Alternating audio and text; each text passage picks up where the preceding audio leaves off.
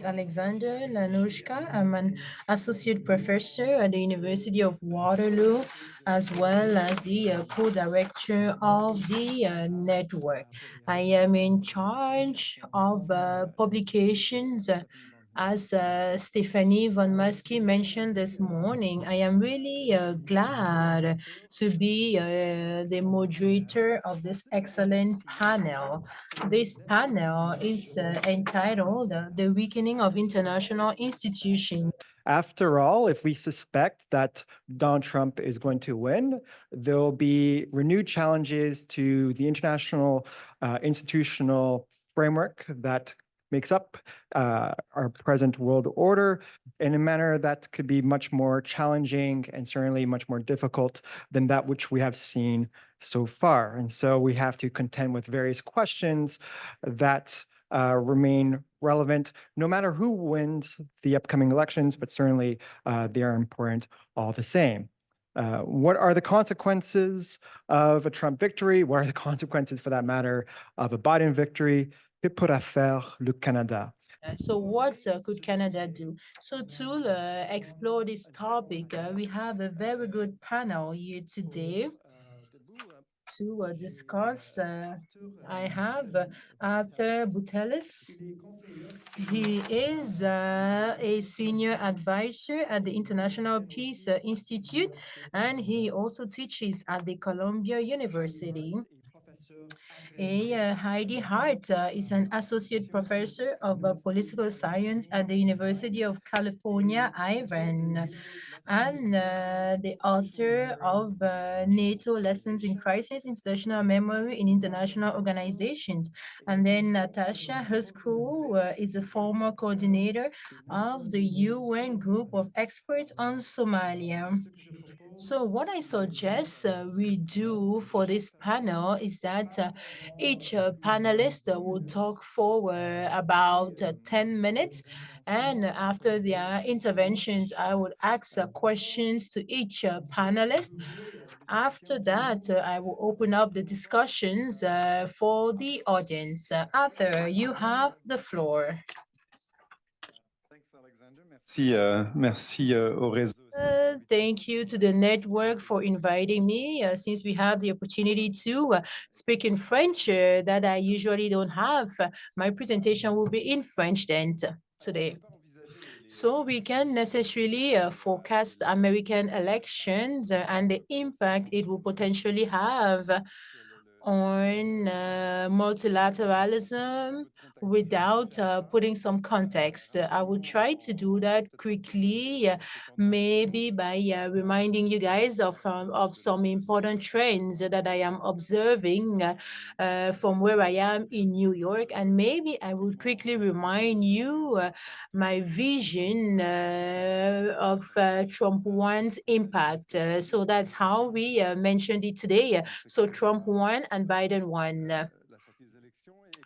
And then afterwards, quickly, I will try to do what David calls poetry. So I will give you guys some perspectives on what could happen and its potential impact. So regarding the current trends, what we have been observing since about 10 years now, there are cycles. We heard about the Iraqi war. We heard about the 2011 with Libya, Syria, and all that. There were more tense relationships in 2014 as well. And what we see is that there are some divisions. Everything is a bit darker since, however, since 2018, as Jedcom mentioned, everything is starting to work. We can go back to it. That's where I'm really seeing the major change, where everything is pretty much contaminated, including the peace operations and other files as well. That being said, states are continuing to meet together to work within the council. And one of the other major trends related to that phenomenon is the increasing growth of members elected within the council, the I-10. So basically, due to the blockage in Syria, so the cross-border resolution, the humanitarian aid that was piloted in 2012, that generated a new dynamic with much more active members, but also led us to talk about the specific countries, and we see the change in dynamic. But also, if we talk about the major trends, what I'm observing at the UN for the last 10 years, I think it's also interesting for us to focus on the issue of the US and the rise of China. That's what is really defining, in fact, the change within the multilateral system, the part played by China that goes from 1% in the 2000 to 15% is second behind the United States. And now also the China is currently very influential within the General Assembly. It's a growing nation and their influence is accelerating. So we see a very influential China with an influential strategy at all levels. That's very unique, especially compared to all the member states. They are able to affect all the UN pillars. They adopt strategic influences inspired by what was coming from the West for a long time. And then there's also Ukraine. That is facing the invasion from Russia, that is being invaded by Russia. And in fact, it changes. So that's pretty much changes the implication and the involvement of UP5 and the rise of the General Assembly that's trying to present themselves as an alternative. Obviously, the constraints are not the same. But then also, if we look at the lessons, especially when we don't know where we're headed, we have to look at where we come from. So we really have to look at what happened during the Trump years and during the Biden years. I'm here thinking about the nuanced portrait. We look at the American foreign policy and the involvement within the UN. There are more disruptions. For sure, in 2017, there was a destructive rhetoric.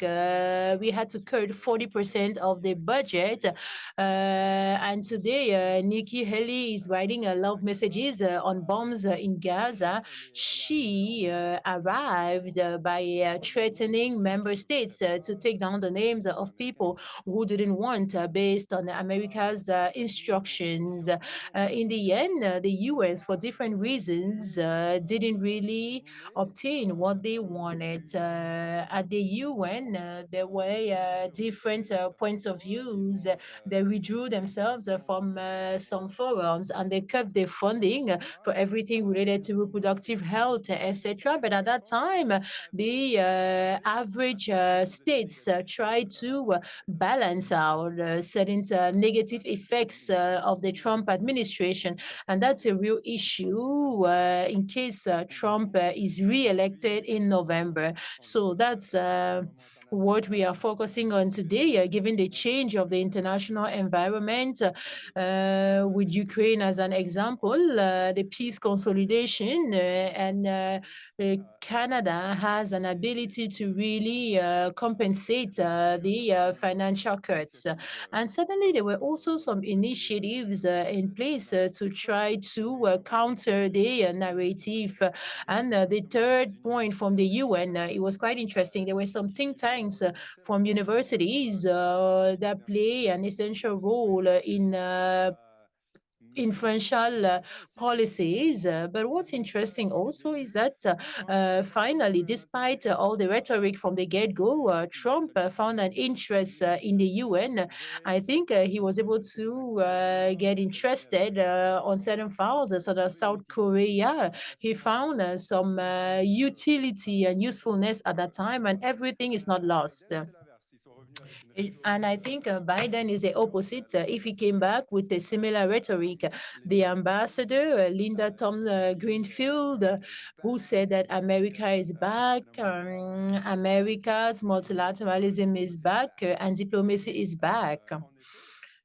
And in fact, it was a policy to try to regain credibility. There were some powerful initiatives. We're really hoping that the proposal made by the US, that was proposed by the Security Council, there was an entire commitment to fund African operations. And you probably talk about it, talk about Resolution 27 that was approved, where we talk about the realizations.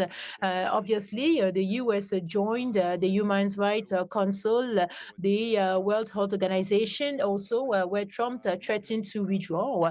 But despite all of that, despite all this defense from the US towards the southern countries, France pretty much was against. And the American policy in Gaza pretty much disrupted everything in Gaza. And we heard earlier China, the influence of Russia in Africa. And right now, where are we? And Russia also, who is also using the USA position by giving some vetoes to Gaza by accusing the US double standards, as we saw. So right now, where are we at in terms of scenarios, of possible scenarios? So I was in New York yesterday. In fact, we are still in denial, I think. There is no really, we spoke about it at NATO. Everyone is worried about the possible re-election of Trump. And we are reviewing the Gaza issues and the impact it would have on the future, the September General Assembly. But there are certain things that could be forecasted for sure in the US. If Trump is re-elected, how about the climate agreement? Suddenly, the rhetoric Trumpian would probably be harmful to the southern states. And we can say bye-bye to Resolution 19 regarding funding African states. And for me, I really see that is impactful. Also, the personality, in fact, of the ambassador that will be appointed. And that will have a huge impact. As you saw, the previous one, in fact, who was the least harm in the relationship. During the first year, he also took an American advisor that was close to Trump. So their office really tried to moderate the tendencies. And that's a question. Will Trump name or appoint Ivanka as the UN ambassador? That would be quite entertaining. In fact, it was a comment that was being disseminated a while back. So, in fact, we shouldn't lose focus that there are some trends about the space being reduced by the UN in terms of security. And also, this allows us to really focus on the impact of the US. And I think we also need to see beyond that or look beyond that and focus on other issues, that everything is equal, whether Trump is elected or not. We still need to have global discussions. There are still very relevant topics such as the pandemic and others. So we also need to think in the long run, as the Chinese do. We really have to think about the 2028 elections as well. Okay, thank you. Thank you for providing a good global context to situate our discussion. Heidi. Hi, everyone. Okay, can you hear me? Okay, excellent. So thank you. for the opportunity to be here with you. I would talk a little bit about the strategic implications. I would also talk about NATO because that's my field of expertise. Yes, we suddenly heard about the importance of international institutions here today. We just heard about the strategic implications of the UN. But it's important for us to remind ourselves that international institutions we have today, such as NATO, the UN, or World Health Organization, produced two world wars and several negotiations over the years. They are not perfect. In my research and during my discussions with several officers, including the research we did together, we know that these institutions are not perfect. They have efficiency issues, adaptation issues, change and learning, etc. But at the same time, as we heard earlier today, maybe it's the best thing we have had since to protect international standards and especially for all the international norms and the standards, the non-intervention standard. So the Russian invasion of Ukraine pretty much challenged everything. As we heard from Professor Zara, she mentioned that it's not the first conflict that has really threatened these institutions. It's important for us to keep in mind, especially given the Israeli crisis, Palestine. So it continuously it is continuously creating major issues. So that's another very important conflict. So all leaders are thinking about this conflict. But here I am talking about Russia's invasion of Ukraine because it was an attack of one country by a major power. So we just have to remind ourselves that in fact it was a major power, a major state that was part of the Security Council who had more nuclear arms compared to all other countries in the world. So we really have to think about the implications, not just for us as a society, but what precedence is set? Would there be any precedence if we continue to accept? Earlier on, we spoke about a country or a world in which Russia can win this war. So there are several players who are watching this war and who are watching Canada's response, the US response, as well as that of several other countries, especially NATO's allies.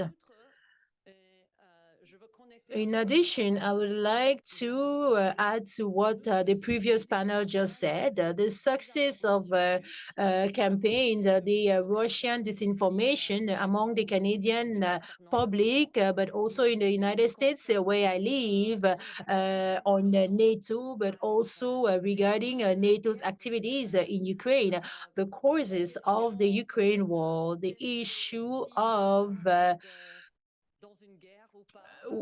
the question of whether NATO is in a war against Ukraine. At the same time, it diminishes the public support for NATO, and it also affects the trust in international institutions, and it's an issue that we have to continue monitoring. So in a few months, we would know whether most Americans with an asterisk in our electoral system is, in my opinion, is very broken. Oh, that's just my opinion, but probably most Americans think so too. Whether the Electoral College, whether Americans would choose a leader that supports these international institutions, whether we would have Biden 2.0 or not, as you mentioned, or maybe someone who will be different, or maybe someone who would try to remove the United States entirely from these institutions. Maybe myself and a few people in this room were surprised and shocked that Trump didn't cause more damage to these international institutions during Trump 1.0 compared to what he did. Also, I was part of a public engagement forum that took place alongside the NATO summit that was very popular. And we didn't know exactly whether Trump was about to really withdraw the US from NATO. He sent several letters. I'm not sure if you remember. He sent several letters to the government to express himself, to express his concern, his unhappiness regarding all this. So we don't know if maybe a second US term would really motivate Trump the second time, because during the first term, we saw that NATO, we know that in the US, there is a lot of support among Americans for these institutions, even among the Republicans. However, we have to bear in mind that it changes a little bit. So I'm not sure if you're aware of recent surveys, but the support mostly among Republicans has been diminishing or declining. It's not just in the United States. It's the case among conservatives here in Canada and conservatives in Europe as well. In some countries, several studies have been conducted on this topic. So just to... Okay. So, as we previously heard, if Mr. Biden is re-elected, it's certain that he would continue his investment policy. I think just as NATO, etc., there will probably be the continuous help being provided to Ukraine. And recently we saw that there was some change in the US. Qui était approuvé. Pourtant, la question, c'est plus... Whereas the issue here is what would happen with Trump. So that's the issue. Oh, there is also this issue here, maybe for Trump and Biden. So there's the question we are currently asking ourselves, and is the case at NATO, at the headquarters, regarding the coordination. So it's about military aid. Should military aid continue to this contact group that the Americans are directing, or should NATO be controlling it? That hasn't been decided at this time, and I don't know, but I doubt that there would be a right answer that will be provided during the summit, because the summit is upcoming. It will take place in July in Washington. And I am not convinced that Americans are really okay in agreement with letting go of this control, of this coordination. However, there's other things we can imagine with the Biden administration. First, the continuing of humanitarian aid deployment, support with NATO, continuing the pressure to keep a strong front in the West, also defending the Arctic. We've talked about credibility earlier. Credibility is really important to me. This is something that we need to keep expecting to see in question, especially if Trump is elected. recent polls under Biden and under Trump's first term, we saw that we still have uncertainties. And these uncertainties exist in Europe and in the United States about Western country support if they were to be attacked by Russia. So we're not sure how this would play out.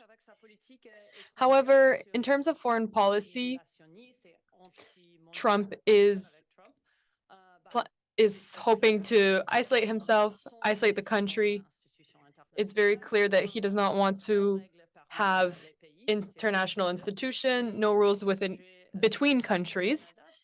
And what bears to mind here is if the rest of the world rejects this non-intervention idea, and if the Republicans win the Senate or the House, will Canada be more safe? How will Canada change its investments to NATO? Will there be a staffing issue? We know that even if Trump decides that he doesn't want to pull out of NATO, it's possible that nonetheless Trump continues to do what he did to the International Trade Organization, just choose to not appoint anyone to go to it. So there's all these activities that a country can do as part of an institution without fully pulling out. So he can block budgets, he can ask his staff or his high officials to simply block unanimous consent on certain activities that he doesn't approve of. For example, things about gender, things with climate change. There's uncertainties on those fronts. We need to acknowledge that he probably will not pull out of NATO. That's what I think personally. But I expect that Trump will do what he did in the past to undermine NATO as an institution, especially as an international institution. Also, just to mention it, just in closing, the last thing to keep in mind, of course, during the Q&A, we can talk more about Ukraine and the consequences linked to that area, because there will be major consequences with that part of the world, as Trump has already said that he has no interest in helping Ukraine. But there are also nuclear consequences and consequences for nuclear proliferation.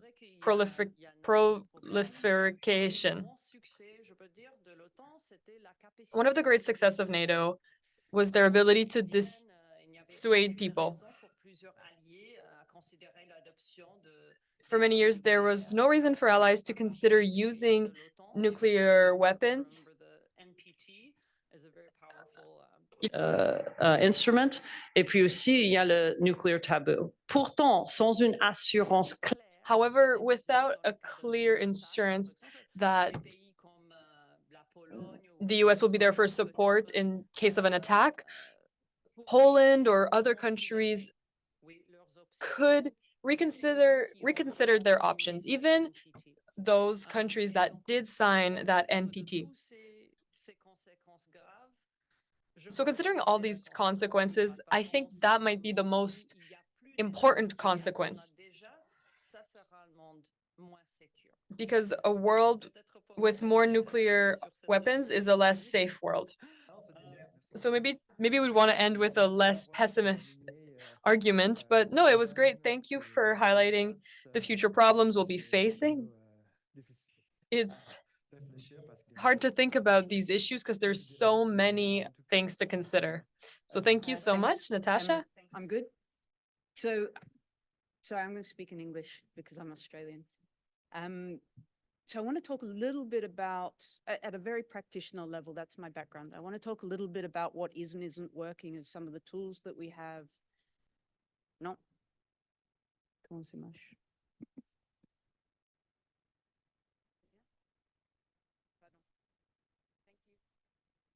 So I'm going to talk a little bit about some of the tools that we have in the multilateral system that are and aren't working, and a little bit about why that is. And then I'm really going to move away a little bit from Canada and from the US in a way, because if we're going to look at multilateralism, I think we have to look beyond the great powers. So going to talk about that, and that I think will inevitably go back to the conversation that we started with this morning, which is really interests versus values, and how we're managing some of those things for again, for good or for bad.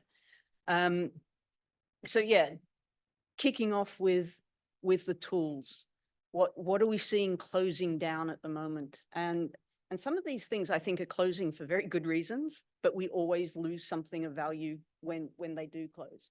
So I made a really quick list.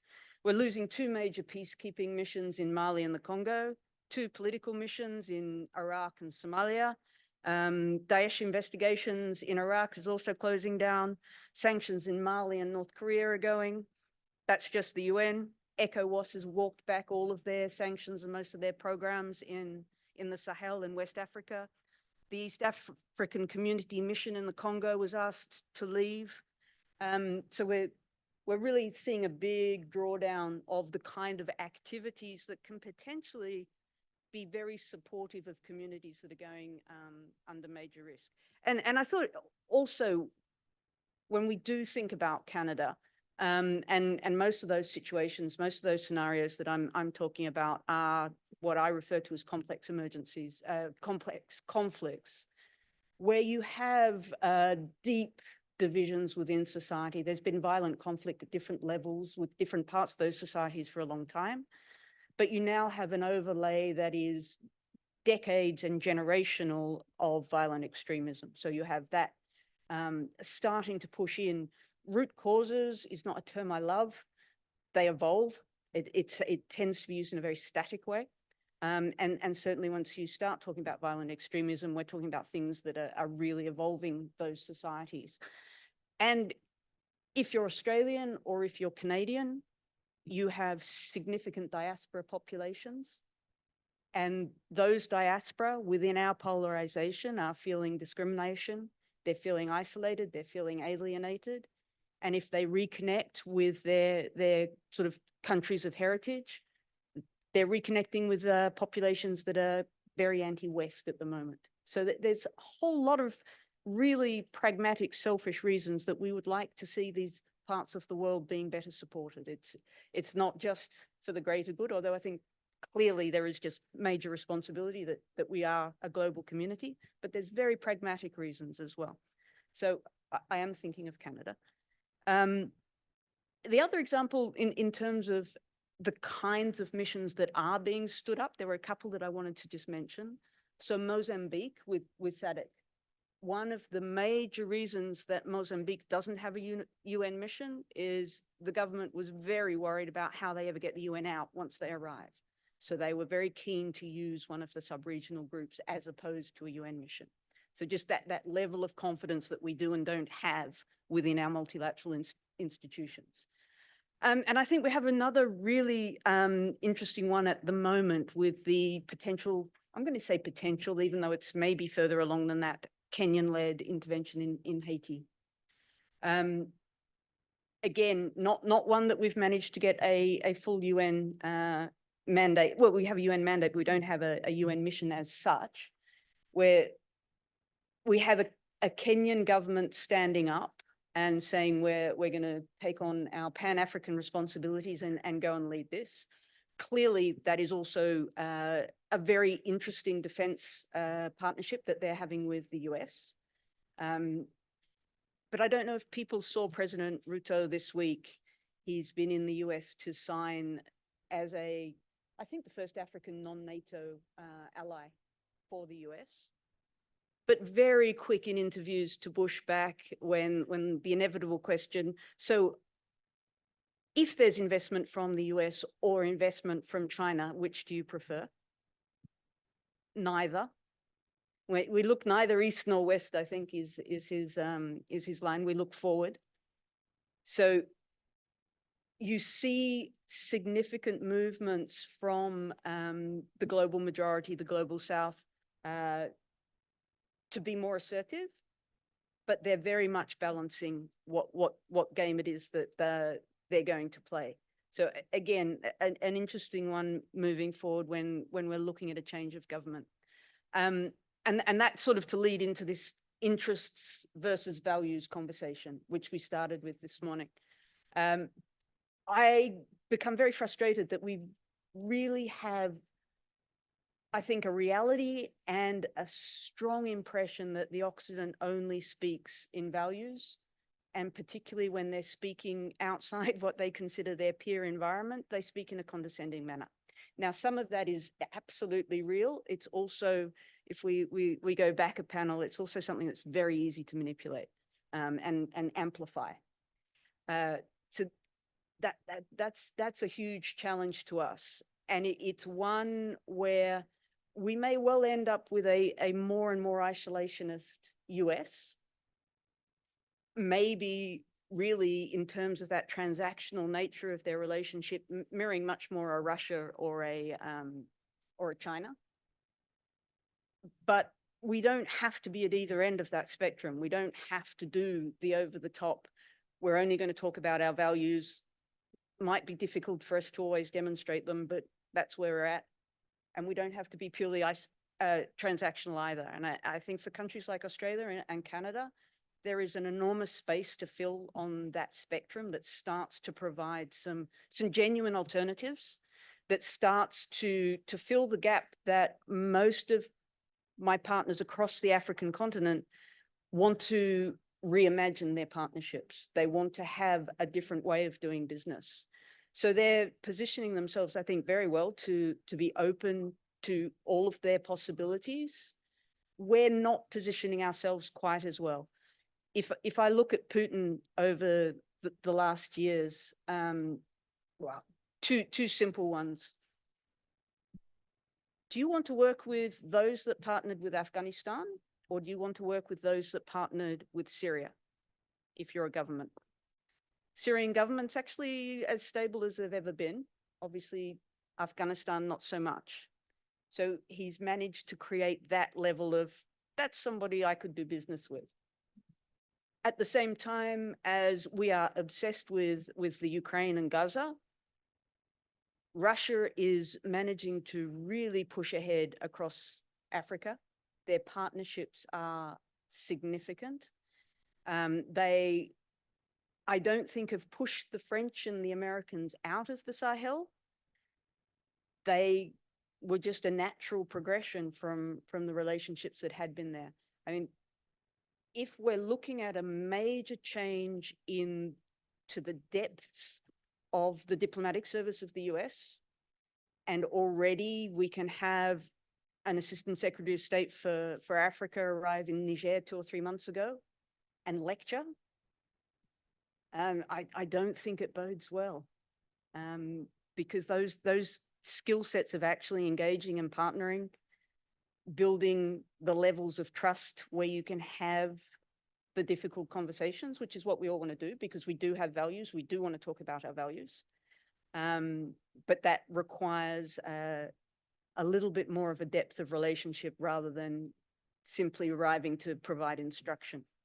So for me, I'm a multilateralist. I think we are losing tools rapidly. As I say, we can discuss more the pros and cons of sanctions, the pros and cons, whether, is peacekeeping ambition high enough, when I often hear, well, it could have been worse, as the justification for keeping these multi-billion-dollar missions going. But still, we know that there are very concrete positives that come out of them. And even in the sanctions world, some of the ways that we could build on pointing out contraventions of sanctions when it's looking at natural resources that are being exploited, those kinds of things, not just pointing out the problems, but really working with states to build a system so that they can protect their resources.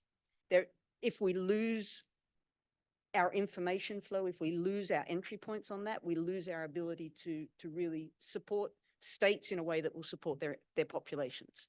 And a lot of that goes back to supporting states to have institutions that are workable and able to receive this kind of support. So this will be my final observation, because again, it's a little bit my wheelhouse.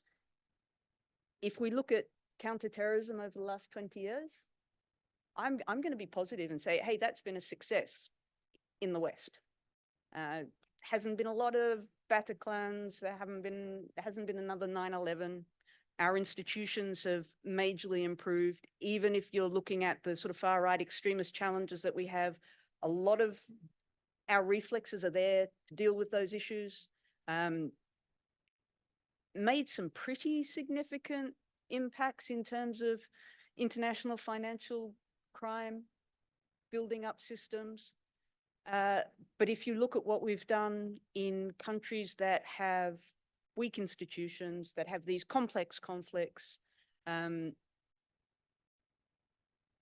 fully militarized responses that have managed to squash a problem to an extent, which is what's protected us, but not actually helped the populations that are living either under geographic control or having populations controlled by those groups, is really letting us down. So I know I've gone a little bit around the subject, but I think between what we've all been saying, that opens up to so what can we do? What can a Canada do? What can an Australia do? How do we actually start to partner to rebuild some of this stuff? Thank you.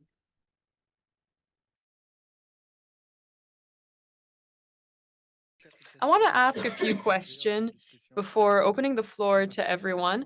My first question is a general question.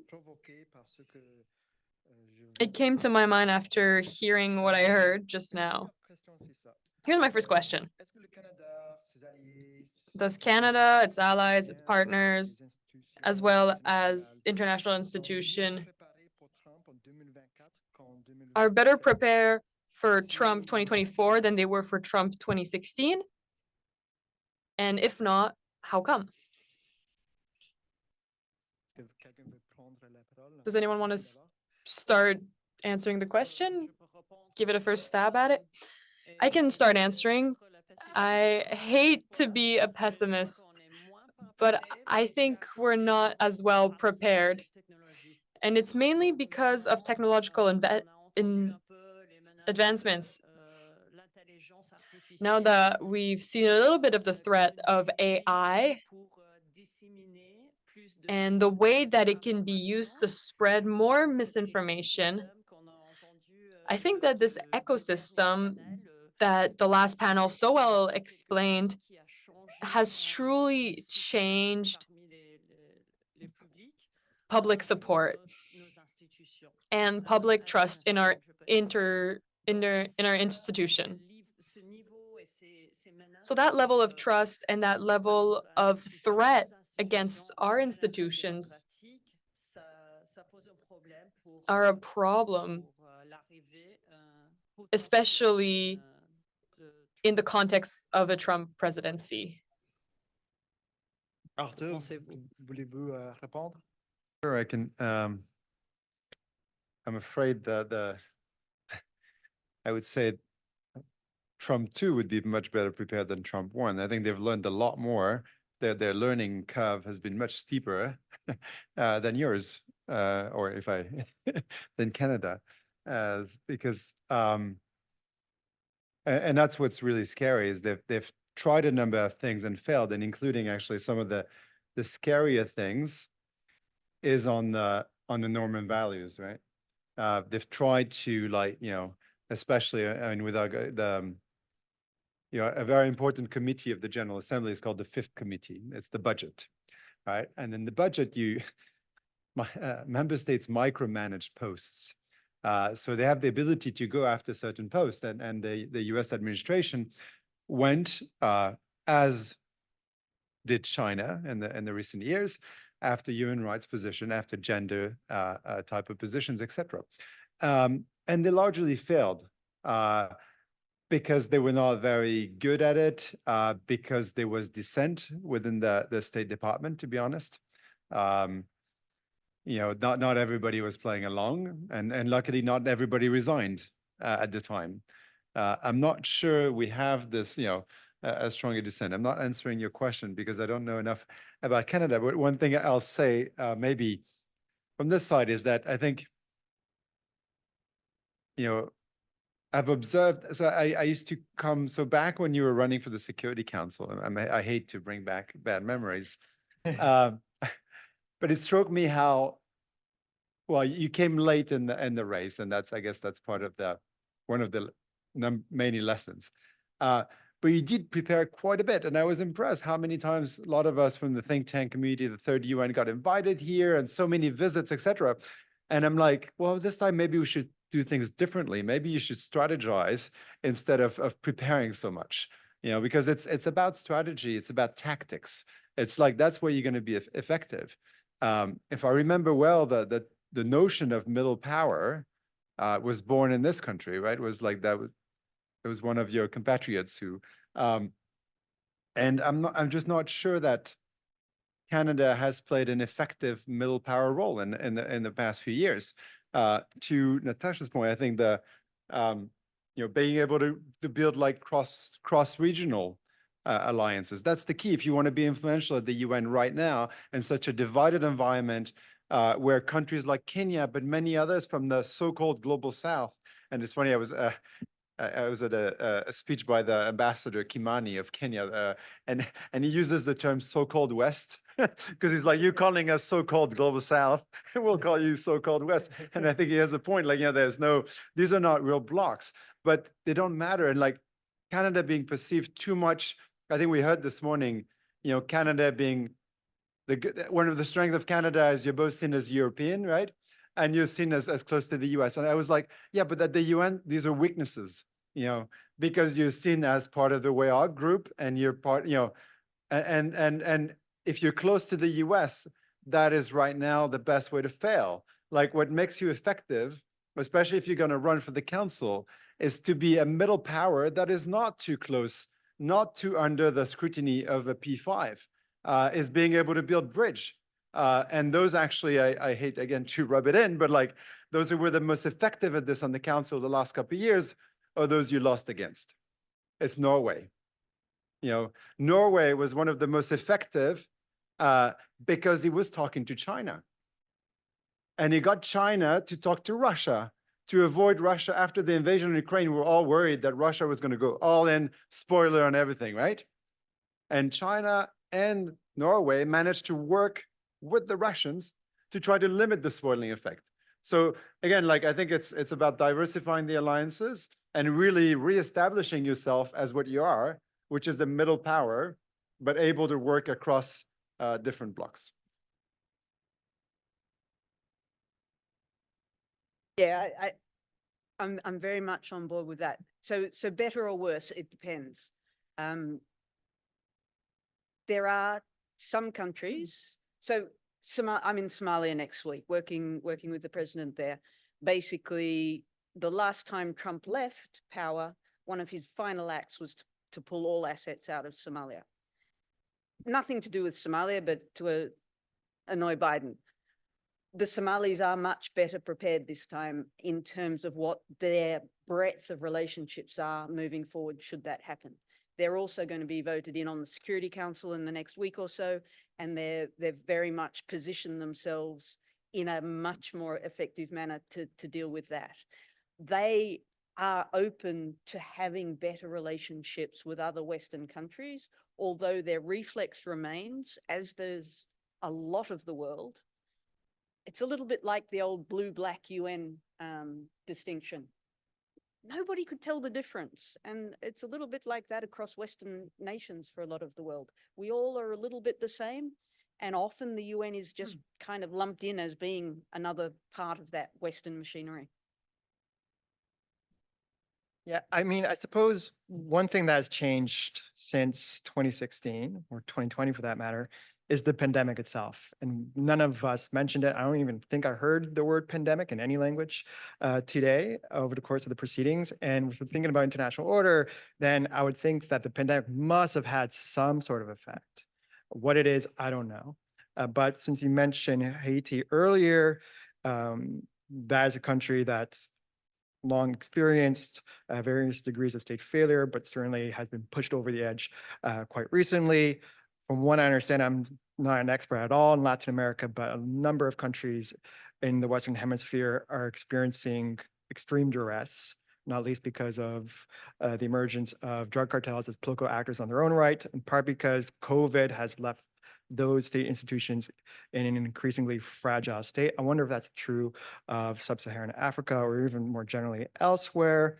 And I suppose I wonder if the so-called West misplayed the pandemic at a global scale, in part because of how the vaccines were rolled out, how they gave preferential treatment to themselves, and so forth. I suppose this question is more of a commentary than not, but I do want to invite a reflection to this fact, because if we're going to think about the future and what the international order might look, I do wonder if that was an opportunity that we simply missed and we didn't understand it at the time, and we might still not understand it and not necessarily appreciate the impact that it had. Or perhaps I'm simply misreading things and I'm over conjecturing. But I invite any reactions to that effect. So I think you lead in brilliantly to one of our big opportunities, in fact. So if you start stacking COVID with the Ukraine war, with the Gaza war, let's start talking economics, because it goes directly into that. What's happened with interest rates across the world in that time.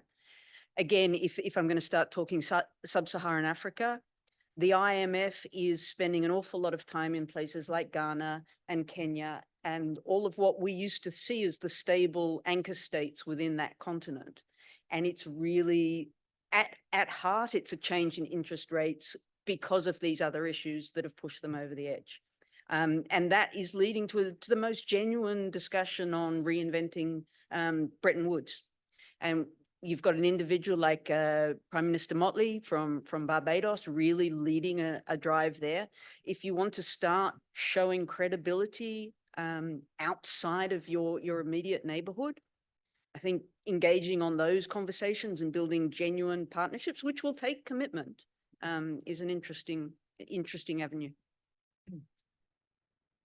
Yeah, just very quickly, to be fair, I did mention pandemics as one of those global issues that would require, that's one of the points that, like, you know, even if everything fails, everything else fails. And as Natascha is like, a lot of the tools are becoming irrelevant or just not being used because of the inability of the great powers to agree on things. And just to make that as a side note, you know, if we, like a lot of researchers now are looking back at the Cold War to try to see like whether we have anything we can learn from that.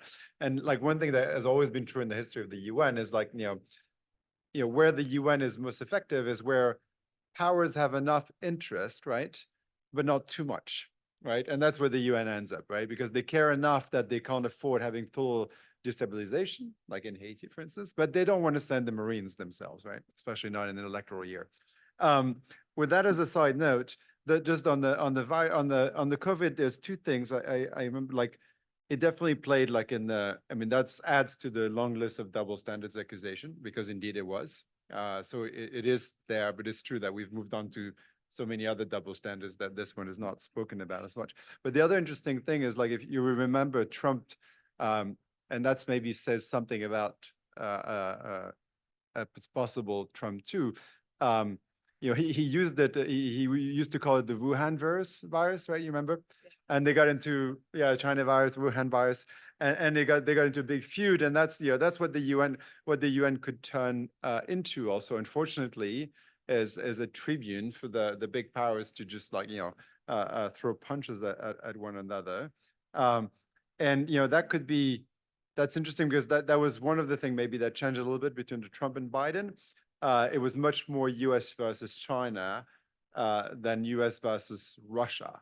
And indeed, if you had Trump throwing Ukraine under the bus and possibly NATO with it, then you would likely have a return to more of the the US, China, and especially using the UN as a tribune for rhetorical battles rather than trying to solve problems together.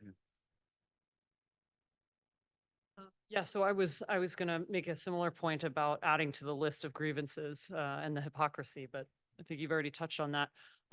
You know, one of the things that we haven't talked about was that's a clear consequence of the pandemic is, you know, the effects that it had on education. So just overall, and yes, absolutely, we're talking about children dealing with literacy issues, speech delays, things like that. But at higher education, which I think is the really critical point, right? When you're thinking about universities, what we were talking about before, where and maybe in high schools as well, where students are getting an opportunity to really try out critical thinking skills and try out empathy and trying out what does it mean to put on another person's worldview. I mean, that was really just hammered away. It was really, you know, put on hold to some extent because all of a sudden instructors around the world were having to figure out how do we do some of these, you know, whether it's role playing or group activities or things like this, and really develop critical thinking skills without being able to have that sort of human interaction. So I think there's the education piece has affected critical thinking skills. Those people that were in high school have gone on to college. Those who were in college have gone on, you know, into the workforce. And so there's a mark, I think, that's been left on that has affected people's ability to really humanize and kind of empathize, which is really critical for, we know, for diplomacy and negotiations. Another consequence that's been really damaging for diplomacy is, you know, that we can look at from the pandemic is the sudden lack of opportunity for diplomacy to take place again in person, right? So we know some of my earlier research for my dissertation work spent a lot of time on looking at privacy and the importance of kind of informal social spaces for diplomats to really be able to expand on, you know, what's, you know, what are their real preferences? What are the real red lines, which looks very different from if you're, you know, an ambassador or a diplomat sitting in front of a microphone, you know, in the context of the Security Council, for example.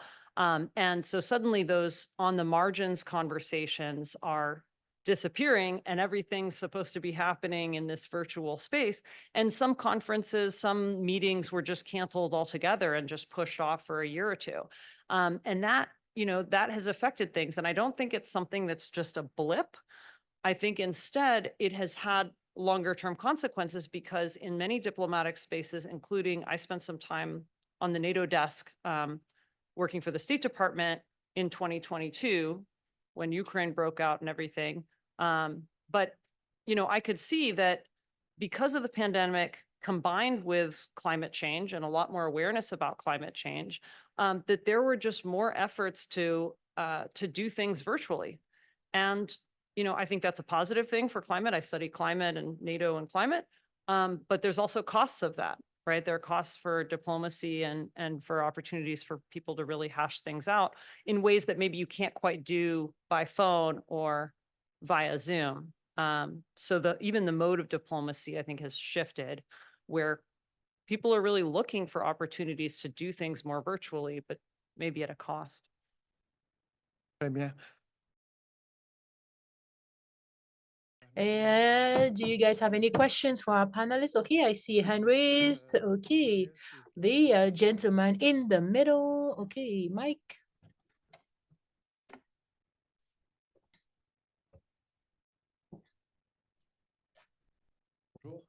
Hi, Nicolas, student at the University of Quebec in Montreal. Thank you so much for your presentations, fellow panelists. During your introduction presentation, you talked about the Resolution 1719, the African policy. So I would like to say that what you mentioned as the possibility for the future of this resolution on the Trump 2.0 is really concerning to me. If I can summarize briefly, for a few years now, we're reviewing the UN's peace operations in Africa. And you mentioned earlier the fact that MINISMA left Mali in 2022 after 10 years. And that's a very criticized part. MONUSCO that we are hoping will be confirmed by the end of this year. And for that it will be important to allow regional peaceful operations. But the issue here, it's financial. There's a lack of funds for regional peace operations. You spoke about SADC in Mozambique. Based on what I know, it's the only intervention of an African organization that is self-funded, that doesn't depend on external funds. In fact, peace operation in DRC would depend on what will happen in the east of the country, and discussion is currently ongoing. Resolution 1719, I think everyone is familiar. It's based on the fact that the Security Council can focus on peacekeeping. 75% of the peace budget will be funded in cases requested by the African countries. If Trump is elected and that the U.S. budget within the UN for the access contribution of peacekeeping is reduced or withdrawn, does the U.S. plan on doing that? Do they plan on cutting the funding? If this is the scenario, will there be an alternative? Are the middle powers that are participating, could that be involved? Or if it's not the case, what would be the alternative to meet the needs for peace within the African continent multilaterally? Thank you. Okay, thank you. It looks like we have a lot of questions here, and they are very good questions. I'll try to segment them a little bit. Just to remind everyone, that's what you study, and you are very aware. Resolution 1719 is very important because it's a file that has been ongoing for over 17 years. We almost reached an agreement during the Obama administration. We were quite close, but it wasn't approved because it's very complicated. In fact, for the United States, there was a Congress when we speak about funding and all that. And that's what made it possible for the US to move forward. It's really due to the changing geopolitical environment. And it's also due to the fact that with China that is currently dominating in terms of influence within the African continent. And for the US to be seen, that was impossible to be seen. But everything was approved. Okay, but what we really have to understand clearly, the resolution is not automated. I would like to remind everyone that fundamentally it doesn't change anything. Symbolically, it changes everything. Fundamentally, it doesn't change anything because the way how council members, P5s, the way they work is that they never want to have their hands tied on their decision. Maybe that's the reason why for people who study how to peace, the responsibility to protect, they never raise that topic. They always assess it on a case-by-case basis. So they will always decide on a case-by-case basis. Pretty much this resolution touches a certain number of things. So if they agree, if they approve that chapter at that time, there will already be a mechanism in place of 75%. And we have to go look for the 25%. So I think that answers your questions on the funding. So for the voluntary funding, that's the way things operate. Some people do not have the funds, and maybe it's a smaller mission. It all depends on the size of the mission. Okay, that's not where we're at this time. But now, There are several other questions that are being raised. That's the reason why I'm very concerned. There are several things that we need to address. Let's say, for instance, such a framed resolution, they are trying to interpret it. The UN and the African Union are currently having discussions in Addis Ababa. That was the case. So, because in fact, if they are unable to implement a first pilot mission by the end of this year, and that Trump is reelected, it's done. That's it. In my opinion, it would be buried and would have never even tested that mechanism.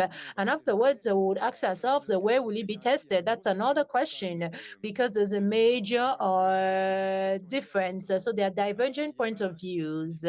There's a difference in points of views. When we speak to the Westerners, they see 2719 as the opportunity to use missions of the African Union to use it to enforce peace.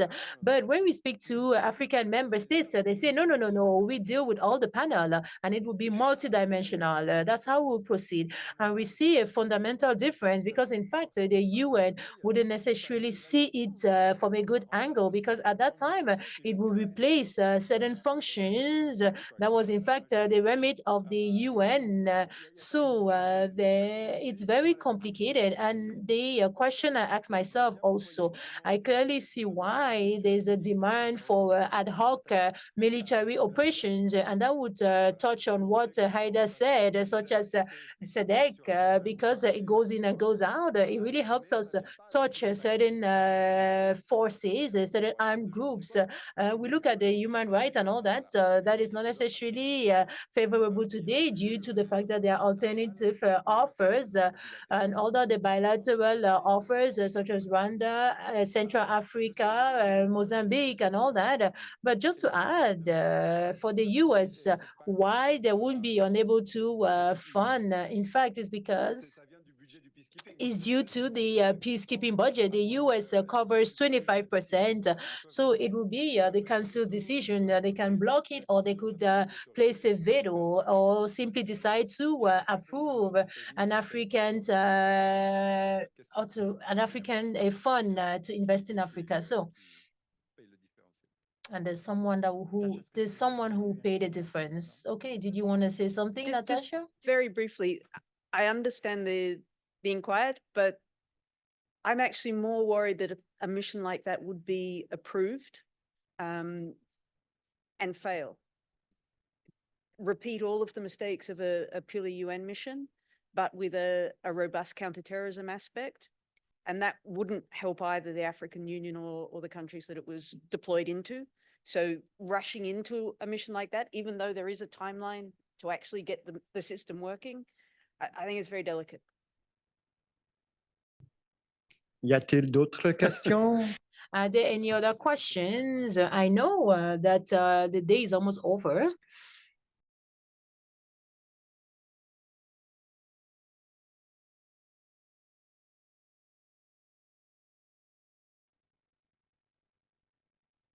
I have a quick question, which was, I guess it's about the failure piece that just got me at a question at the end, which is like, I guess if you could elaborate on like that, because I feel like there's been, like when you look at a lot of histories of interventions, there's been a lot like on the front end, but the kind of continuity that you see a lot of foreign intervention is that afterwards, if it fails, there's not like much recourse in a lot of situations. So I guess it's just a thought that occurred to me in this moment as you brought up the word failure. And I guess that just prompted me to inquire if you could maybe elaborate a little bit more on this notion of failure. Sorry, I used the F word. I try not to. I think we're at a moment in international interventions that is really reassessing what it is we're trying to do to support states and populations. And a little bit I'll reference back to this idea of complexity and evolving root causes.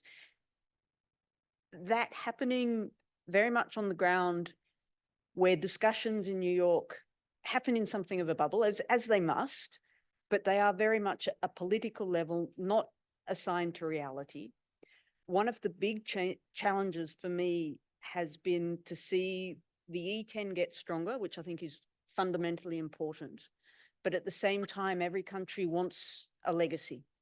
So there needs to be another resolution, generally focused on human rights, so that our human rights resolutions are becoming more and more prescriptive, and there's more and more pushback then from populations that don't necessarily use the same language around those issues or feel that they're being singled out. And again, it's this imbalance of my people in Burkina Faso. Yeah, okay, 300 dead civilians, that wasn't good. But what about the 20,000 and the Americans are still sending 2,000-pound bombs into urban areas? So you end up with a lot of mandates, and I'll use the overly used Christmas tree mandates. So they become very specific and very technical. They tend not to be linked. All of that staffing struggle to be linked to the overall outcome of creating a more stable society. So one of the very specific examples I often give, if you look at most terrorist groups, they're very clever at implementing rule of law. So their propaganda will say that they're implementing rule of law for everybody.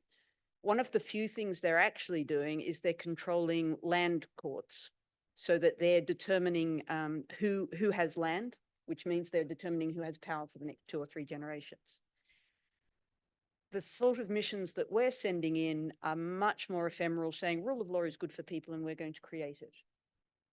So what we're sending in is not able to overbalance what we're trying to counter. And for me, that's where the failure comes from. Not that they do no good, not that there isn't a decrease in civilian harm and all sorts of things, but at the end of the day, these very technical responses to what are political issues are not fit for purpose. But I don't know, Arthur probably has, and Heidi. Something in my classes I'll talk a lot about with students when we talk about are peace operations effective or not? What are the debates out there? And, I have them read research that shows, okay, when peace operations happen, just, having the presence of the troops on the ground seems to decrease, the return to conflict by, Fortna's work or Sambanis's work or more of the recent work in the APSR article. Or, there's kind of this building body of research showing that it does seem to help. But then I introduced them to some literature on, violating peace. And what about, the fact that we know that the peacekeepers commit sexual abuses? Not all of them, but then you have all sorts of political and legal implications. And what happens when they get reshuffled or they get sent back to their countries and they're not actually prosecuted because maybe the country doesn't have the capacity or the legal system to be able to process them, and then they get redeployed to another operation, right? So I think also it's important when we're thinking about these things of how are we measuring failure? How are we thinking about failure? Because multiple things can be true at the same time, right? You can absolutely say, yes, peacekeeping is having, these long-term stabilizing effects. You can also say, okay, the UN, NATO, I know NATO doesn't technically do peacekeeping, but any kind of international organization that's involved in, operations needs to figure out a better way to deal with that problem as well. Sexual abuse and exploitation, which we know is, also a gendered issue. It's a difficult question, and I'll start with this disclaimer because I've served in a number of peacekeeping missions, including in MINUSTA when our peacekeepers brought the cholera, and we denied it for a long time, which was it was quite problematic. But I generally do. I mean, it's difficult to generalize, right? Peace operations in general and success and failure, but I generally describe it as it's a lid that you put on a conflict, right? And if you're not able to turn down the fire at the same time, right? Your lid is eventually going to fall off, and if the fire is strong enough, it's going to boil over, right? So there's a number of other things that you can do, and you don't have full control over. And unfortunately, and I'm not going to, I'm the first one to blame the UN for all its failures. I think we need to also try to break it down a bit and look at the micro, indeed, the micro level, and all the things that peacekeepers could do better, didn't do well, all the things they did wrong, as a matter of fact, but also try to also integrate in our analysis, and it's happening more and more now in the research, the macro level, right? And I'm one of those who try to bring in those things on the part of geopolitics, right? What part of responsibility in the failure of MINUSMA is all the things that the UN should have done differently. And there's so many things I could spend hours talking about all the, from the get-go when we say, oh, we're going to have a very, we know like it's very sensitive to be visible in Bamako. Our mission is 90% deployed in the north, right? Great. And then the first thing we do is we roll out all those white cars and we occupy the biggest, fanciest hotel with the golf course and the swimming pool, right? Which was where the elite of Bamako was going, and we're pissed off because we were occupying their hangout place with their children in the weekends. Like, there's an endless list of things we do wrong every time, right?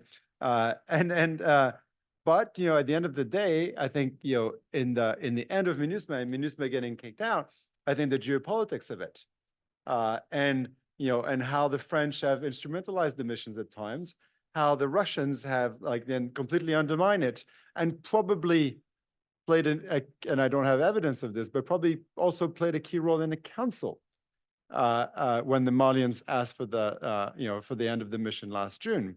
That we also need to factor in our analysis of and also and that's increasingly a fact of life, but our special envoys, our heads of missions, not having the unanimous support of council members. We're not even asking for active support, right? Like the marches by P5 to the parties, etc. Just to support in principle, anonymous, like a unanimous vote, just that we increasingly don't have it.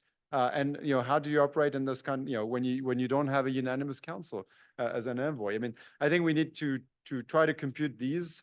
Unfortunately, I think the literature is either one or the other, and now it would be nice to also try to encompass all of these factors into our analysis of success and failures and our measurements. Yeah. So I'll be honest, I didn't actually expect to talk about peacekeeping, but that in itself is actually really, really interesting, because I suppose naively 5-10 years ago, I would have heard people say, and I did hear people say, intervention is past. We're not doing that anymore. Our militaries want to focus on classical missions. Those were in relation to defense and deterrence. We tried it. It didn't work out. We're moving on. It seems like the picture is a lot more nuanced than that. Is that correct? That there's still going to be a demand for intervention, albeit a changed demand, and that that demand, in fact, could grow in view of the crises that we've discussed. The supply could still very well be there. No? So it's an interesting case of where the international order is in view of what people were saying just 10 years ago. Certainly when the Trump administration 1.0, and hopefully the only 1.0, released its national defense security strategies.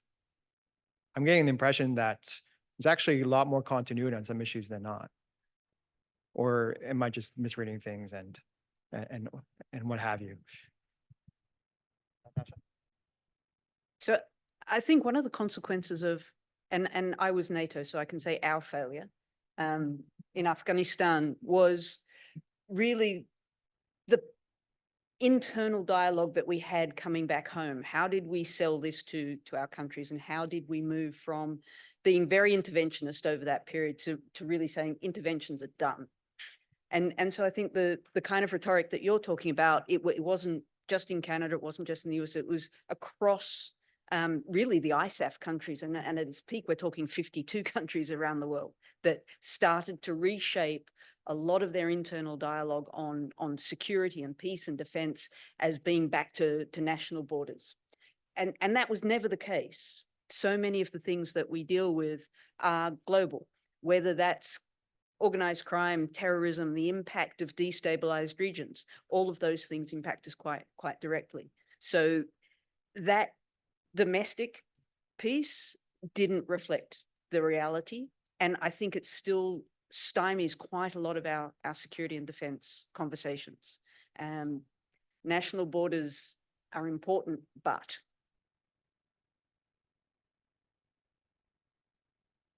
No, I think there's definitely, with the end of the global war on terror, the Afghanistan withdrawal, the Sahel withdrawal of the French and Europeans, and the end of a lot of peace operations, I think there's definitely a turn in the end of what could be described as sort of Western liberal, intrusive type of operations. I think there's a turning point. Now, I think there's still demand, but mainly for operational support, accompaniment, the kind of thing that Wagner offered, that others didn't.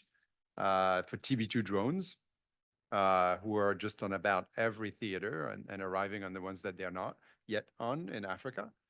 That is for sure more effective in some contexts than others. I think the question now, and maybe a little bit of demand indeed for those sort of SADC type of like short kind of bridging, but quite military type of operations. I think there's no doubt that, there's no more appetite either on the side of the council or the side of the host countries, like quote unquote, for multi-dimensional type of peacekeeping operations right now. I think the question is whether there's still space for maybe less ambitious missions, which could be, 2719 type of less multidimensional type of mission, or like smaller, boutique mission in some context of like the kind of, the Colombia mission and things, maybe military observers, but less, I think that's the question.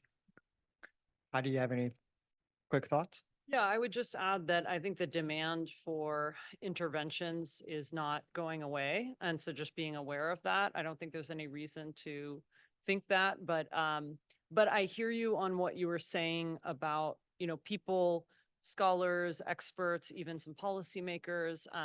I was doing interviews in 2014 with folks as ISAF was wrapping up, and then it was kind of the changeover to resolute support. This is in Afghanistan. NATO's presence in Afghanistan was shifting. And, I just kept hearing over and over again, we're never going to have an operation of this scale ever again. One of another theme that I kept hearing was it was a mistake to go in the first place.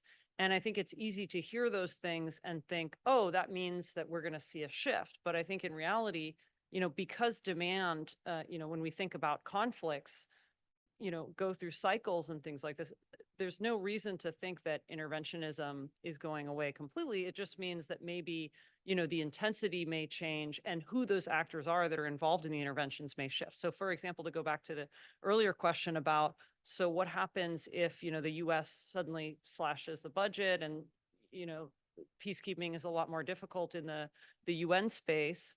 That doesn't mean that there aren't other organizations out there that are doing things, right? The European Union has 24 missions and operations around the world. So maybe, there are other actors, the African Union, I would say, might be more active, but we know the African Union is highly dependent financially on, other countries, and then, even other international institutions. But I think we shouldn't, I think we shouldn't think of it as something that, could go away completely. Just the changes in what the trends are. Yeah. Can I follow up with a question? Yeah. Do you see CSDP missions, so EU military training missions or civilian missions, as interventions? Where do we, how do we define the intervention spectrum? So what's interesting is just last week, we were talking about intervention, and I said, in my class, I'm teaching international relations right now. And I said, we have to remember that the term intervention itself is contested. So because, some people will look at intervention and think of that as something that is done only in, a Chapter 7 type context, right? Where you're not necessarily getting the consent of the host country, and you've got a Libya situation where, it's a no-fly zone. And certainly Gaddafi is not going to be okay with this. But then you have others that have much more expansive versions of interventions. I just personally don't use it much in my own scholarship. I try to stick with operations. But I think it is important to remember like that there's a huge, when you were asking about nuance, there's a huge spectrum of types of these missions and operations, and they can go very deep into domestic issues, right? So you've got security sector reform, you've got judges coming over. I mean, I'm not saying this to you, I'm saying this to the audience. So of course, you know this because you work in this space, but I'm saying, it really can go quite deep. So even though we may think, oh, peacekeeping or peace operations, these are things that are people showing up and being present in some sort of third party role. In reality, some of these operations are dealing with try to reconstruct the security sector. And then you don't just have necessarily these international organizations, you've got other actors, private security actors. You've got, I don't know, I worked at DCAF a long time ago. So, organizations like DCAF and others, you've got consultants, there's a whole industry of folks out there that are involved in the post-conflict space. I certainly have learned something at this fantastic panel. Thank you very much. I would invite our. Thank you very much. That was a great day. Very good discussions. I have really appreciated. I think that it's this fifth colloquium is really a success. The one on a great these questions on international the fractures, infiliation, and threats to democracy. So I thank you to all the panelists on all the panels. Thank you for their participation and to mobilize and to form the next generation of young people who are interested on international security. I think it's a success. We had good participation that follows what happened in the last few days with the students, and also on the purpose of having a dialogue between the different communities who are interested in the international security. Of course, universities, academics who came from their ivory tower to tell us their wisdom, and also put together with the participation of practitioners, and who give us the reality that they see on the field, the participation of a journalist that I want to thank that was here to participate on this public debate. And I know that you're all want to get home, but I would like to just like a short summary of what was said today that I think should be retained. Remember that we started the day with the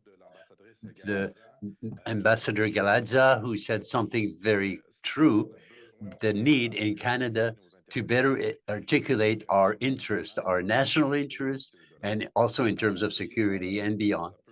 And it may be like a cliche because maybe it's very well started, but it's not, doesn't seem to be the thing that we have done in Canada. So that would help to shed some light on the discussion. She was a little bit more, she doesn't really develop those interests.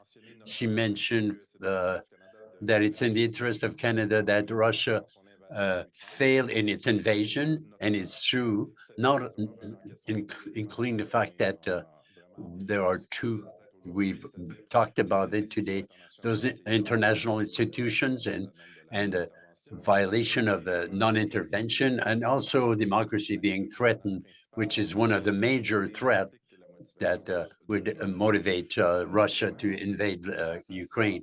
Also, we can reflect on our interest, our Canadian interest in that context, the contribution that Canada can have, and a question that what do we do $320 million if we want Russia to fail?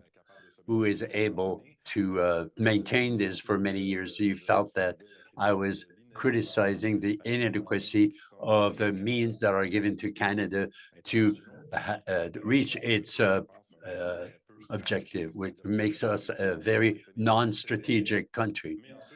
But once that those interests are defined, maybe we try to reach them. So I think we have to work together on this. but more than just that. The two major threats that we talked about today will go in the same thing. The first is the weakening, even the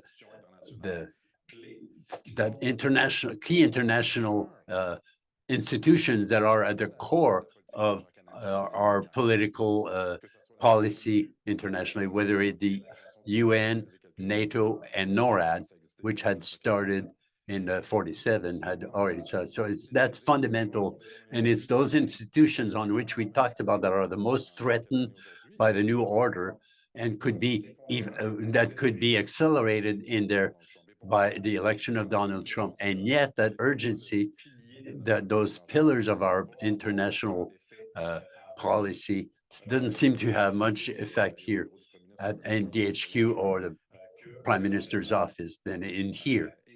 And to me, that is a concern for me.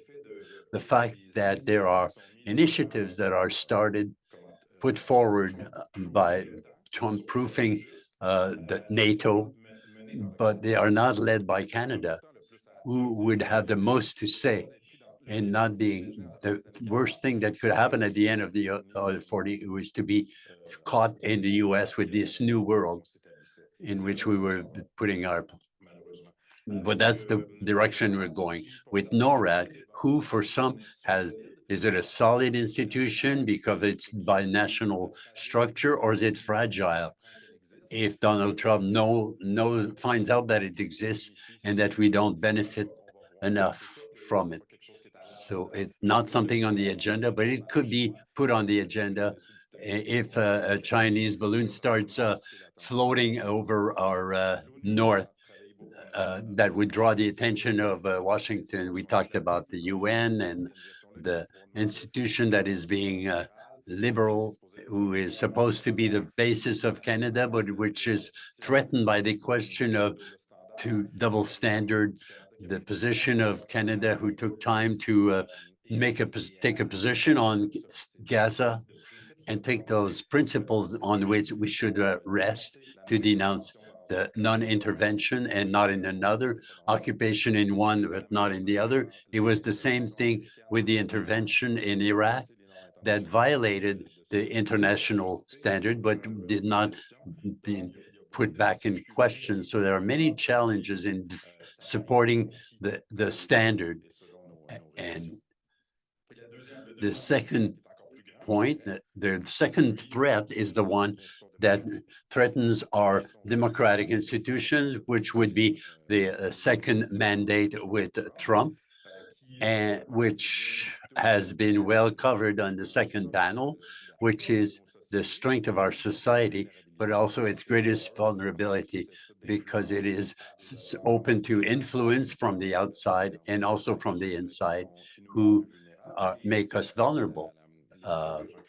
As Jean-Christophe was saying, that essentially the most vulnerable are young, conservative, uneducated, and that brings me great concern, because the solution is we have to better educate people, which is not a federal competence, which is not something that is being put forward, to develop critical thinking and so on. So it's not on our agenda.